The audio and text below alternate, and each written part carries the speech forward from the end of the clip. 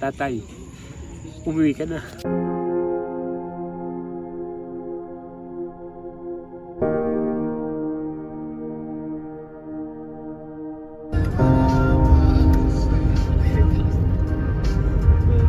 Ilog gaming naman tayo today, guys. Magbababad tayo sa sariwang tubig na kalikasan. So ayan, pupunta tayong palengke ngayon. Bili tayo ng mga kailangan, mga gagamitin natin. So di na kasi kami nagdala ng pagkain. So naisip namin dito na lang kami bibili sa palengke. Ayan, tsaka yung mga disposable, ayan, dito na lang natin bibilin. Aray. Kangat ba? Papasok ako dyan. Ora, Oh, yes. public market. Bili tayo ng isdang bangus. Bangus. Kaya tamad ako kung ihaw eh. Ano mo yun? Papalango yun sa ilog ulit. Nakakaawa eh. Subukan kong buhayin, revive ko. Rescue. Hey, namalengke tayo ngayon. Titinginan tayo ng mga tao, akala nila sikat tayo.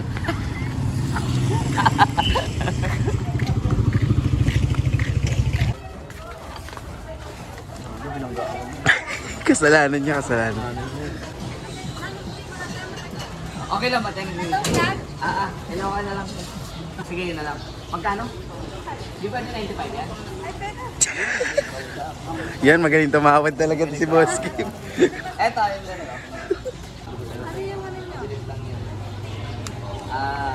Kimok Vlogs. Paano to? Yung lost na nakain kong itlog, maasim eh. Hindi siya itlog. Tsaka may buhok na. Ibang itlog na. Ibang itlog ba yun? Ibang itlog. Magkano yun? Bago lang si ate dito. Kapares natin. Bisita ka lang. Kasi trasuhan mo ako kung bahala. Akong bahala sa'yo. O kunyari ikaw yung magbibenta. Magkano mo magbibenta ito ngayon? 14, bawat 14. isa. Okay, bawat isa. Siyempre tatapat ako niyan. Kaya 12. Discount mo ako niyan bago ka lang dito. Para ma-promote. Nagalitan ako dito. Pinagalitan ko yung paninda niya. 14 sabi ko. Magkano ba yan? Magkano? Oh, 16! Muntik na. Sayang sa. Palag na na 14 din. Sige. Tumawad pa ng 12. Unang pasok, tanggal agad. Balikan ko lang ng dote. Ito yung sa akin. Hindi lang kami ng ano. Pwede kayo bumalik bukas na. Tanding na yan.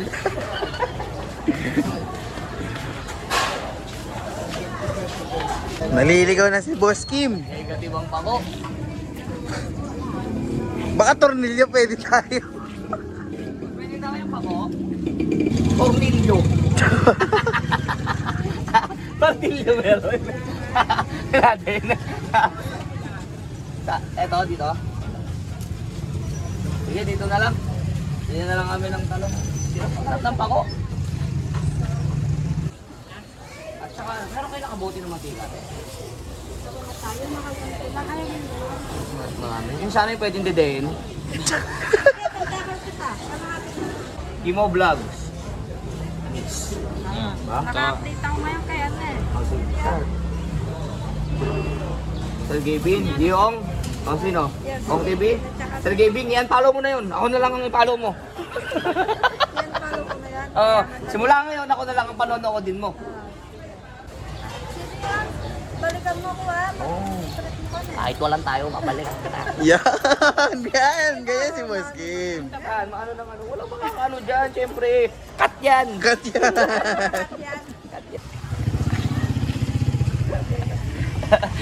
Titingin na tayo ng mga tao. Akala na sikat na tayo. Hindi na alam, 83 pa lang followers ko.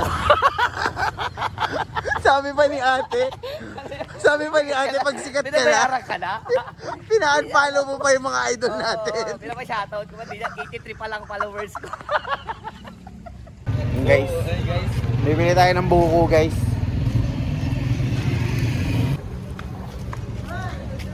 Buko na lasang tubig.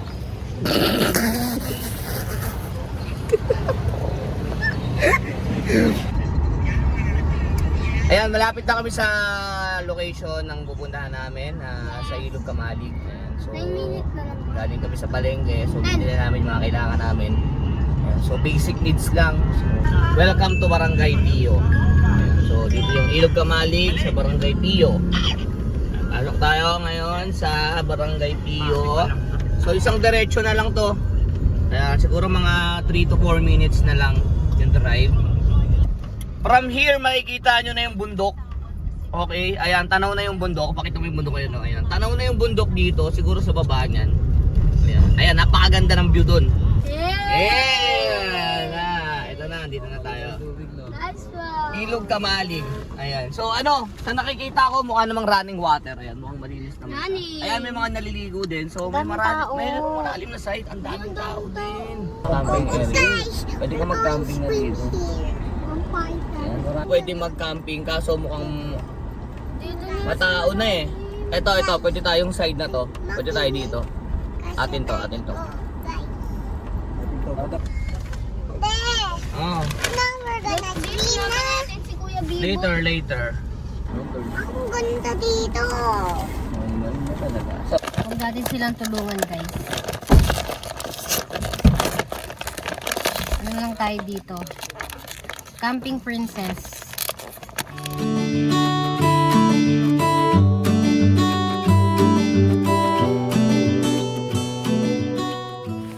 Yan.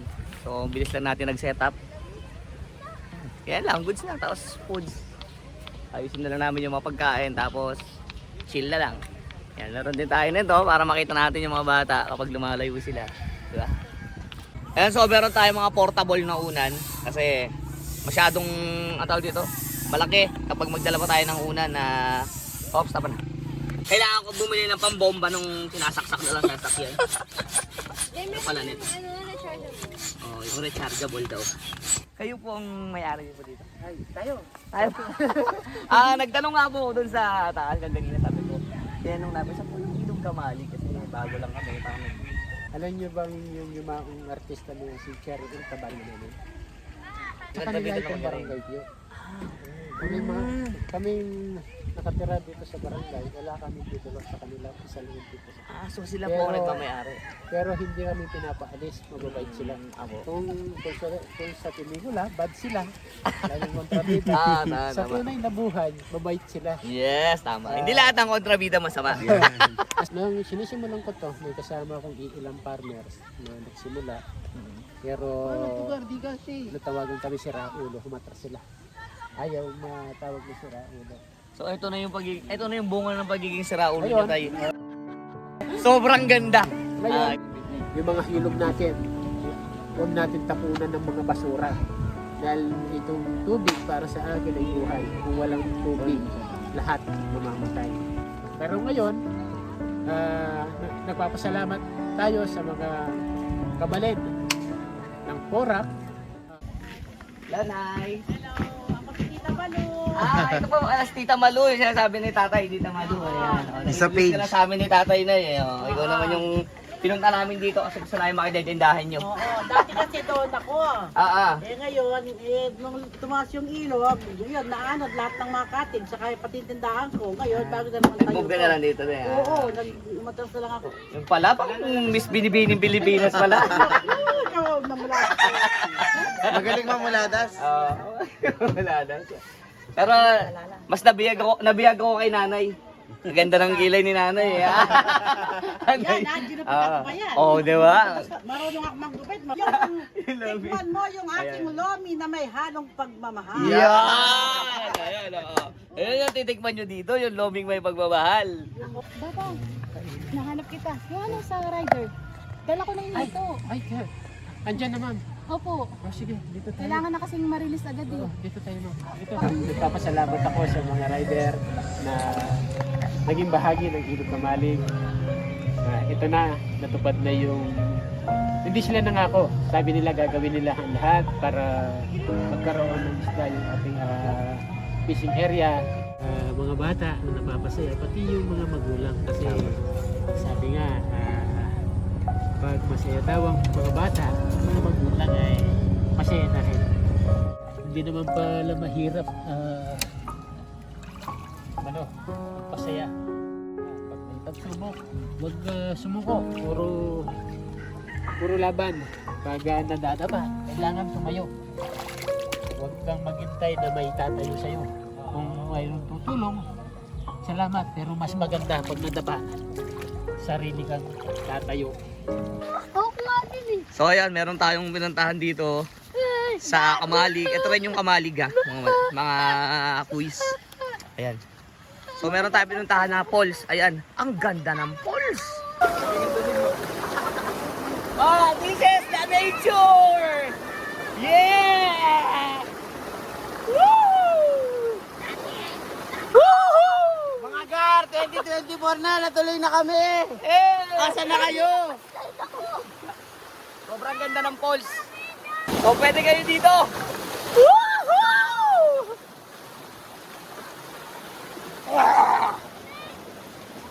Woo! Tara, pwede doon sa taas. Bawal! Later kami! Sobra!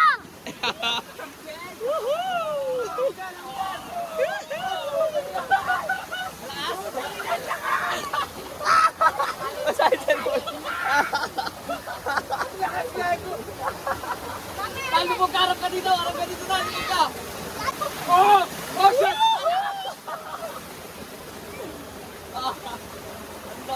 Kaya galing yan? Kanal? Saan kaya ang kanal to? Solid! Woo!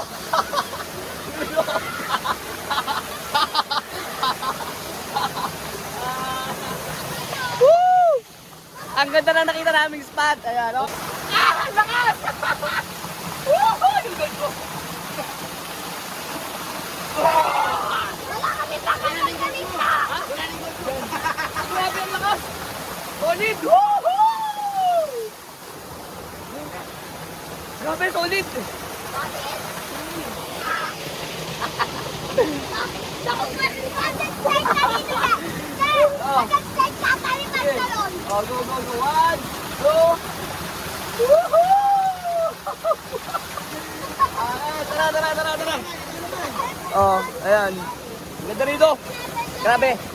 O, diba? Pwede nyo ma-enjoy mga gantong moment. Yung mga medyo wild. Ayan, kasama yung pamilya nyo. Ayan, abang bata pa lang. Pakita nyo sa kanila kung gaano kaganda yung nature. Diba? Oh, kailangan may guide lang. Kailangan may guide. Ayan, guide ng magulang. Ayan, pwede mag-enjoy mga bata. Ayan. So, samahan na ng konting ingat. Ayan. Grabe, oh. Woohoo!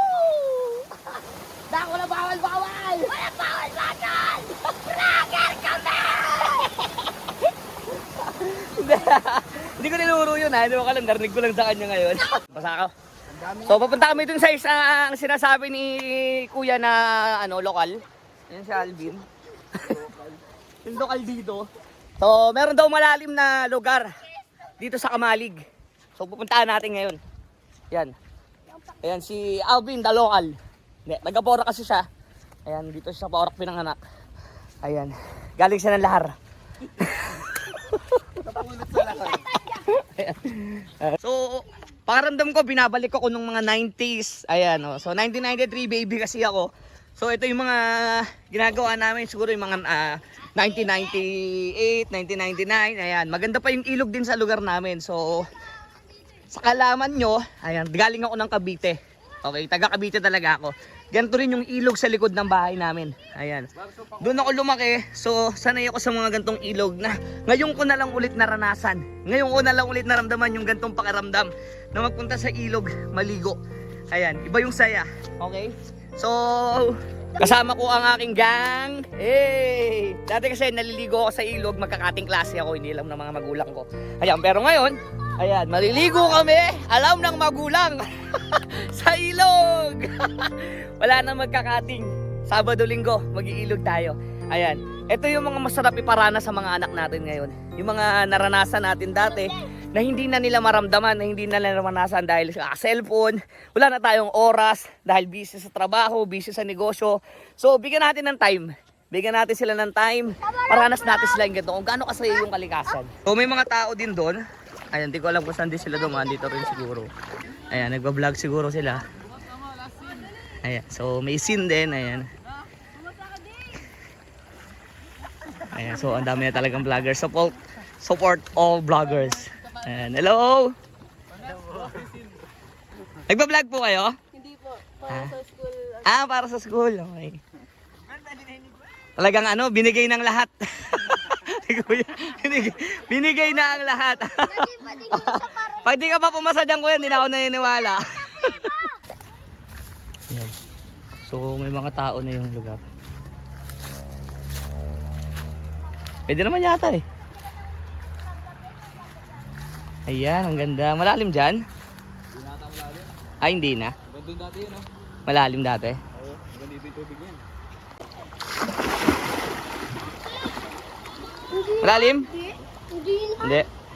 May shokoy. Hindi na malalim. May shokoy dito. Konti na lang. Punta ka nga doon, Jun. Tinan mo kung malalim. Basta ko. Samahan mo ako lagi. Tapos may shokoy na. Ah. Hi guys. Welcome to my guys. Welcome to my guys. Follow and subscribe. Subscribe. Follow and subscribe. Look at me. Oh. Go. Pakita mo sa kanila.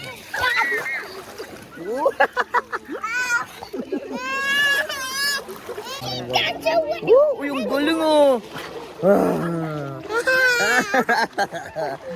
Ang galing ah. Darating ang araw, itong ilog natin makikilala. Ayaw nilang maniwala sa akin. Iniwanan ako ng mga kasama kong farmers, pero ako nagtuloy ako. Tapos ito, bakit lagi mo pinapalinis sa ilog? Bakit lagi ka nagpapatree planting? Bakit lagi ka nagpapakawala ng isla sa ilog? Sinagot ko siya, gusto kong ibalik yung nawalang ganda ng kalikasan para yung mga kasalukuyan mga bata at susunod na generasyon ay meron silang madadaanan na ilog na malinis. Yung pagmamahal na yon ay ginamit ko para magsimula muli. Hinahanap man kami na maraming pagsubok na gawa ng tao at gawa ng kalikasan. Pero yun ang nagpatibay kung paano ako tutuloy, kung paano ako magsisimula kahit na lagi nadadapa. Sabi ko nga, pag nadapa, kailangan mo tumayo. Gaano katagal mo kayang pangalagaan ng ilog Kamali? Sabi ko nga, hanggang may titira ako na lakas ng pangangatawan, itutuloy ko ito hanggang dulo. Ito ay gagawin ko para sa lahat. Kayo ang magbibigay ng lakas at magpapatibay sa akin kung paano ko ituloy ang aking nasimulan nito. Kahit man pahulit-ulit kami dinadaanin ng bagyo, tinatangay yung mga katis namin, tinatangay lahat ng pati mga kubo namin dito, pero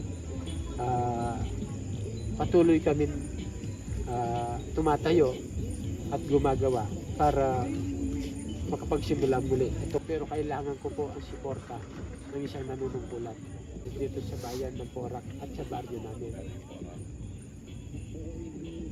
Noon, akala ko hindi ko kayang gawin. Kaya tinanong ko yung Panginoon, sabi ko, Lord, bakit hindi mo naman ako binayaan kahit saktong makabasa, saktong makasulat? Kaya kasi doon lagi ako tinitira. Pero ang sagot ng Panginoon ay napakabilis. Kasi lagi ko naririnig yun, yung siksik, liglig, umaapaw pa, binigay sa akin. Kasi ang apat kong anak, hindi naman siya pag pinagmamayabang, sinishare ko lang ang biyaya ng Panginoon. Natapos na po sila. Bakit ikaw? Sabi namin dami ng tao dito sa Ilog Kamali.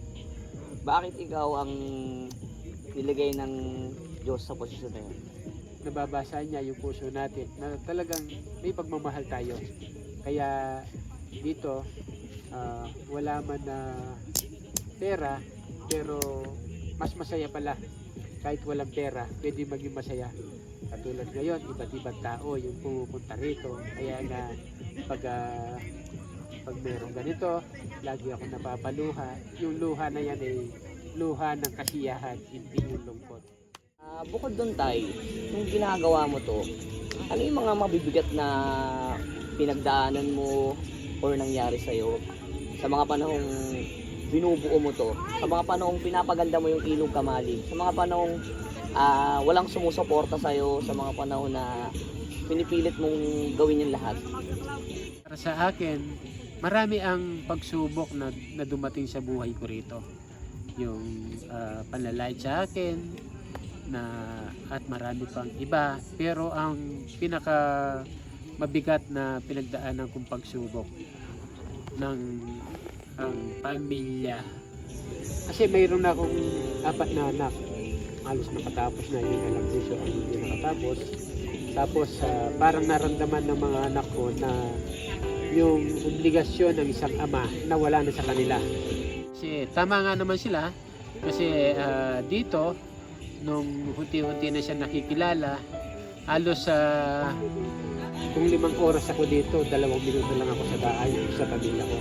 Umating ang pagkakataon na yung panganay ko na nagdesisyon, tatay, totoo, nakakatulong na kami. Kahit hindi ka na magtrabaho, kaya na namin kasi magtrabaho na ako. Pero bilang isang ama, kailangan namin ng isang gabay, ng magulang, sa isang anak. Napili ka para pili ka, pamilya o ilog. Mabilis ang sagot ko, sabi ko ilog. Akala ko nagbibiro sila sa mga sinabi sa akin. Pero uuwi ako, hindi niya ako niyayayang kumain, hindi ako pinapansin. Pero hindi ko pinapakita na mayroon akong kinikimkim na problema pag mayroong bisita rito. Kaya nung bagong taon na nakatuloy ako ng bahay, kasi mayroon tayong ugalian tayong kapampangan pag bagong taon kailangan sama-sama salubungin ang bagong taon. Pero ako, para bang may arang, may bakod. Hindi ako makalipat, hindi ako makalapit sa mga anak. Hindi man ako tinataboy, pero ramdam ko parang may bakod. Kaya tiniis ko ang mga bagay na yun para bang at tinanong ko ang sarili ko pagbaba ko dito. Mali yung ginawa ko. Pinagpalit ko yung pamilya ko. Para bang mayroong 2 bangka na hintay sa inyo. Kung sino sa asatin ko, pamilya o ilo. Sabi ko nagkamali niya. Meron nagpunta sa sakyan dito siguro mga 30. Tapos sa 30, pagkagabi sa sakyan, sabi ko sa sarili ko, ito na yung pinakamaraming tao. Pero pagdating ng Agos, yung mga parang pumutok si Pinatubo, sumobra yung dami ng sasakyan. At doon ko nakita ang 4 ng anak, nung nagbibigyo sila rito, kasama yung kanilang nanay, at sabay lapit sa akin, tatay, umuwi ka na.